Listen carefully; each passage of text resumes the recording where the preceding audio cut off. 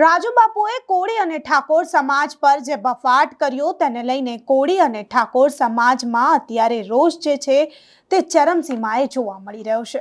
ત્યારે કોળી સમાજના અગ્રણી તેમની કથાઓ બંધ કરાવશે તેવું કહેતા વધુમાં શું કહી રહ્યા છે તે જોઈએ। હું પ્રવીણભાઈ કોળી, અખિલ ભારતીય રાષ્ટ્રીય ઉપાધ્યક્ષ ઠાકોર અને કોળી સમાજ બાબતમાં જે ઉના તાલુકાનું સિમરણ ગામના એક સપ્તાહ દ્વારા કોઈ રાજુ બાપુ કહે છે, પણ એ બાપુ કહેવાને લાયક પણ નથી। એને જે વાણી વિલાસ જે શબ્દ કોળી અને ઠાકોર માટે વાપર્યા છે કે નીચ કુળની દીકરીઓ કે દીકરાને લગ્ન ના કરાય, તો રાજુ બાપુ નીચ કુટુંબમાં અમે નીચ જાતિના તમે કહો નીચ જાતિ આગળ દાન પણ ન લેવાય ને, દાન પણ ન લેવાય। તો તમે જે વાણી વિલાસ કરી છે ને, તો તમને એક રાષ્ટ્રીય ઉપાધ્યક્ષ તરીકે ગુજરાતના કોઈ પણ ગામમાં તમારી સત્તા નહીં થવા દેવી। કોઈ પણ જગ્યાએ તમારી સત્તા થશે ને કોળી અને ઠાકોર તમારો વિરોધ કરશે। એટલે વહેલી ધોરણે પહેલા બે હાથ જોડીને માફી માંગો, પછી તમને ખબર પડશે કે ઠાકોર અને કોળી સમાજ કોણ છે। જે તમે વાલી વિલાસ જેના ઈશારે કર્યો છે એ અમને નથી ખબર તમે કોના ઈશારે ઠાકોર ને કોળીને ટાર્ગેટ બનાવવા છે।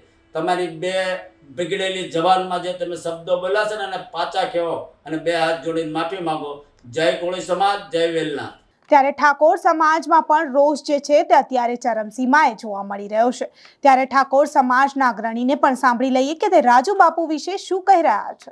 ઠાકોર સમાજની જય માતાજી, સમગ્ર ગુજરાતના કોળી સમાજની જય વેલનાથ, જય દ્વારકા। આજે ઉનાની અંદર શિવ કથામાં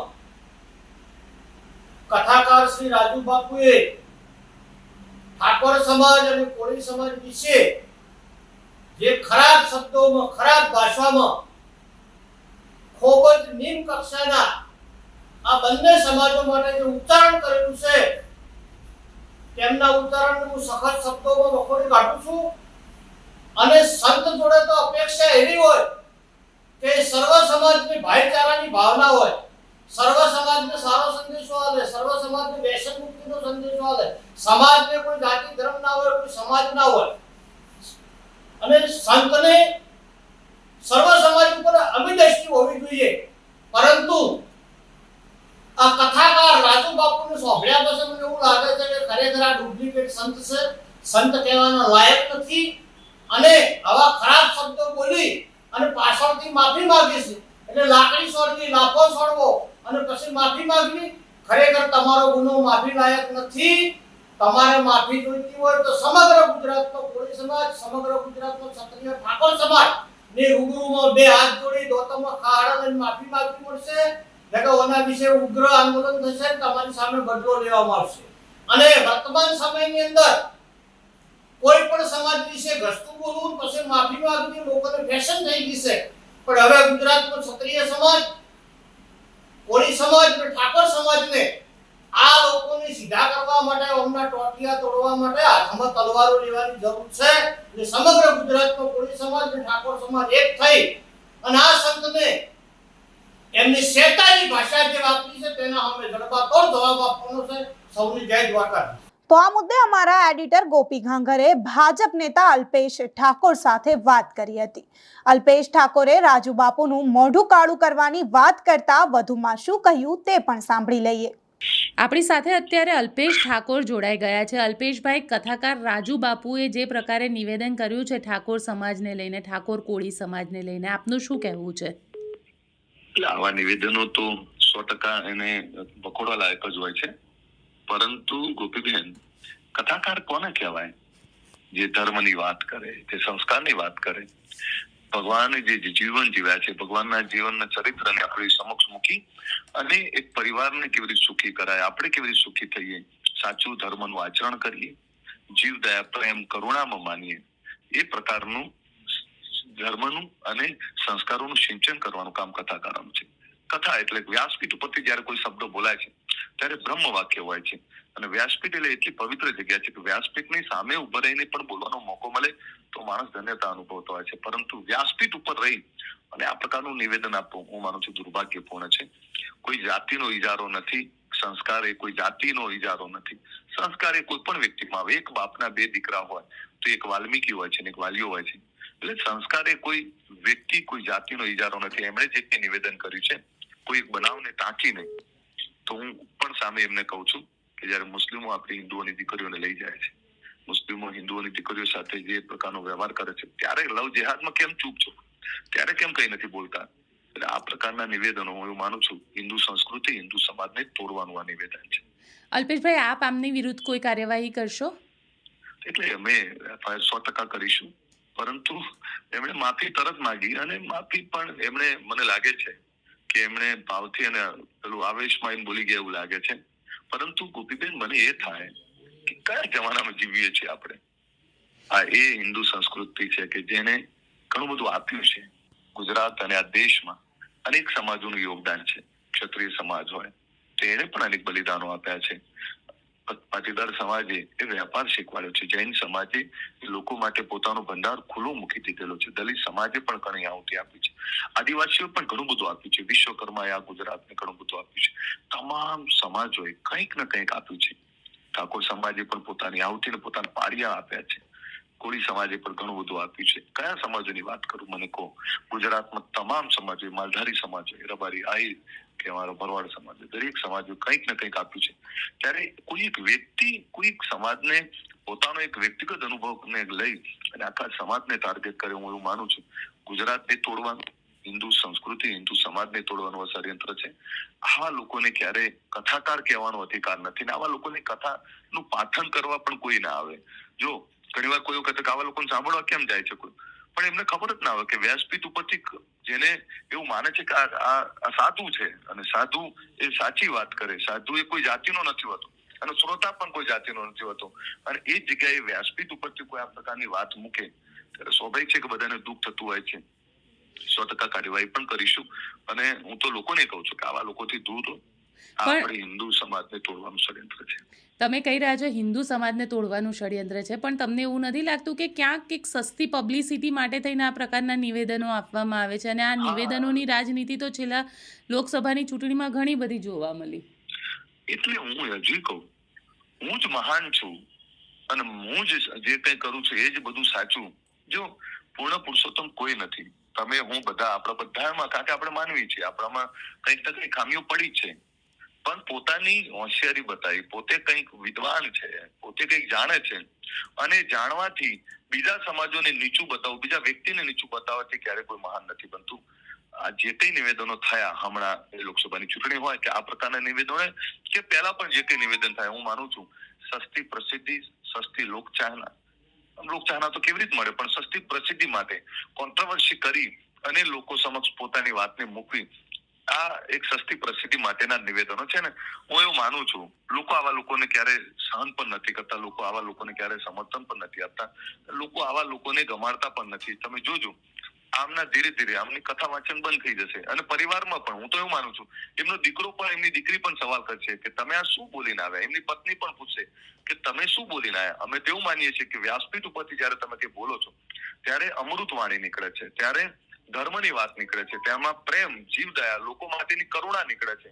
લોકોમાં કોઈ ગોપીબેન કોઈ જાતિનો ઇજારો કોઈ થોડો રહ્યો છે અને વ્યાસપીઠ ઉપરથી કંઈ બોલાતું હોય ને એમાં આ પ્રકારની નિવેદન થાય. હું તો કોઈ પણ નિવેદન, જે કોઈ નિવેદનો છે તે હમણાં ક્ષત્રિય સમાજના નિવેદન થાય ત્યારે પણ કહ્યું હતું કે આ વખોડવા લાયક છે.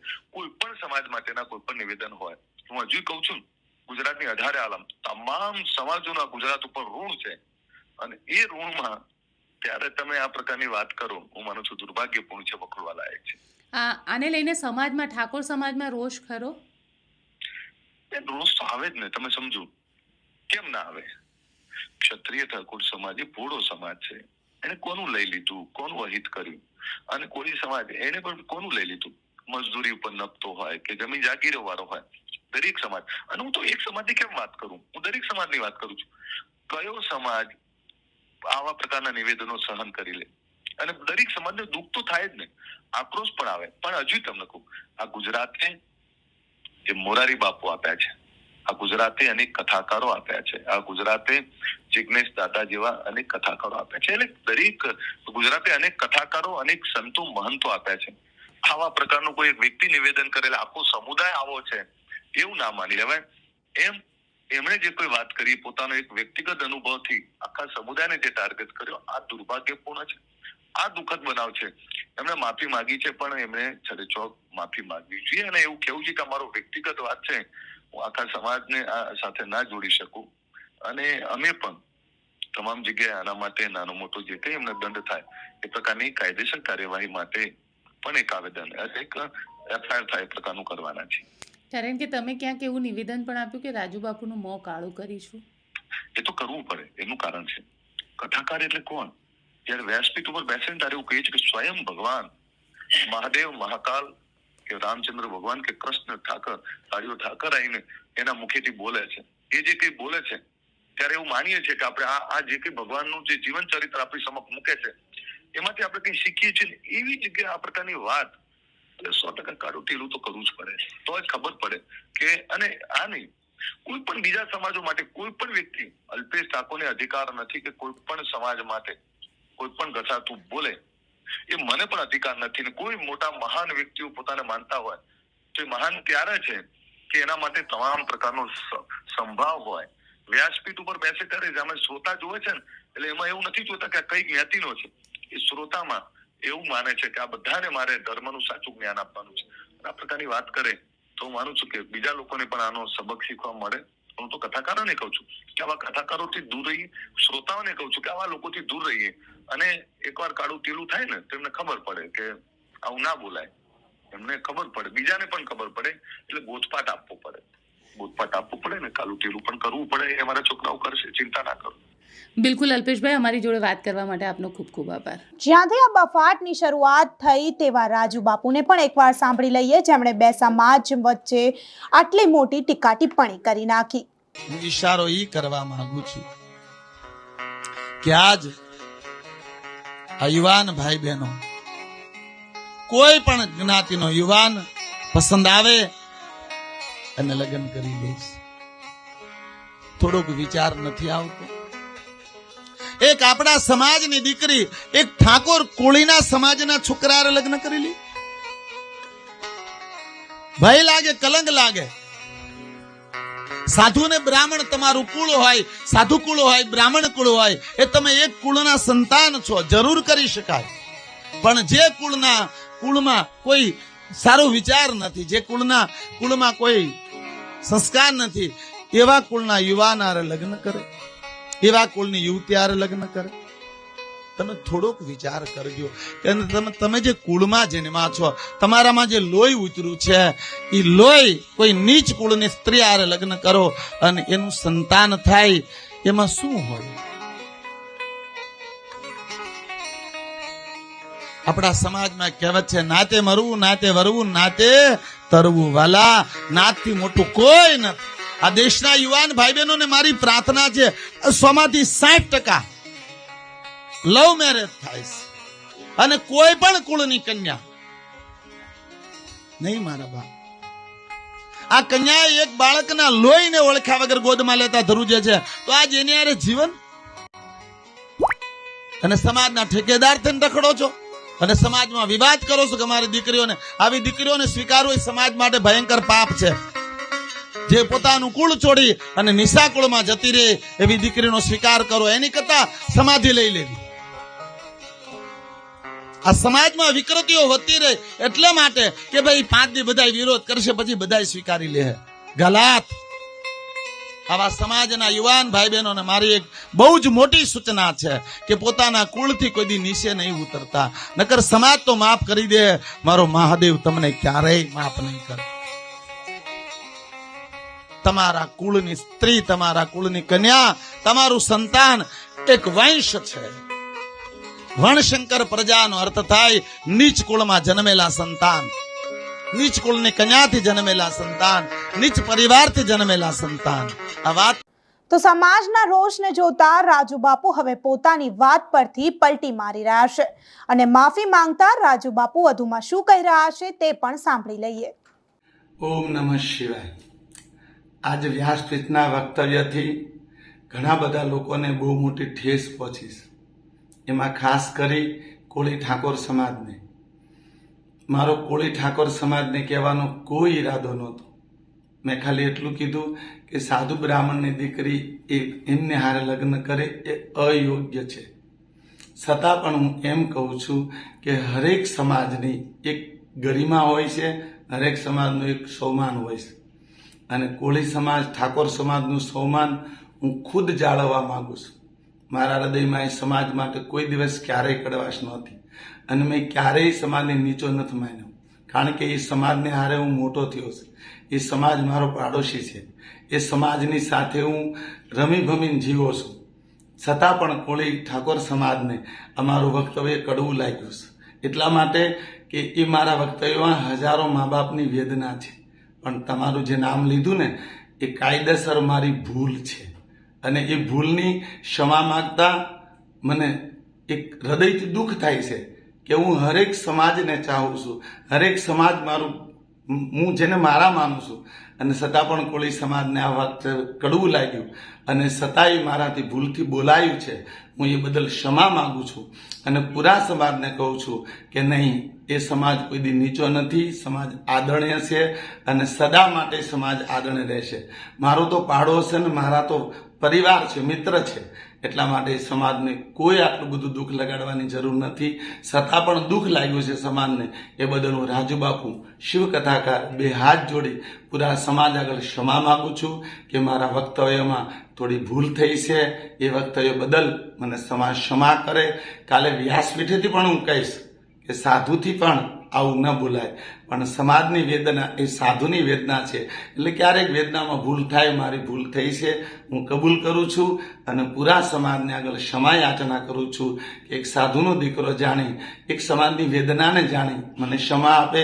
દિલથી બધા આગળ ક્ષમા માંગુ છું. એ સમાજ આદરણીય છે.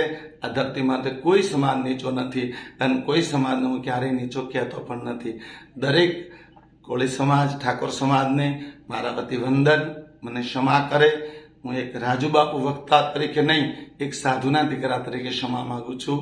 ઓમ નમઃ શિવાય. તમારા પૂરા સમાજનું કલ્યાણ થાય એવો હૃદયથી આશીર્વાદ, શિવજીને પ્રાર્થના. ઓમ નમઃ શિવાય. તો આ અહેવાલ વિશે તમારું શું કહેવું છે તમને કમેન્ટ કરી ચોક્કસથી જણાવશો તથા અમારી ચેનલ નિર્ભય ન્યૂઝને લાઇક, શેર અને સબસ્ક્રાઇબ કરવાનું ભૂલશો નહીં. આભાર.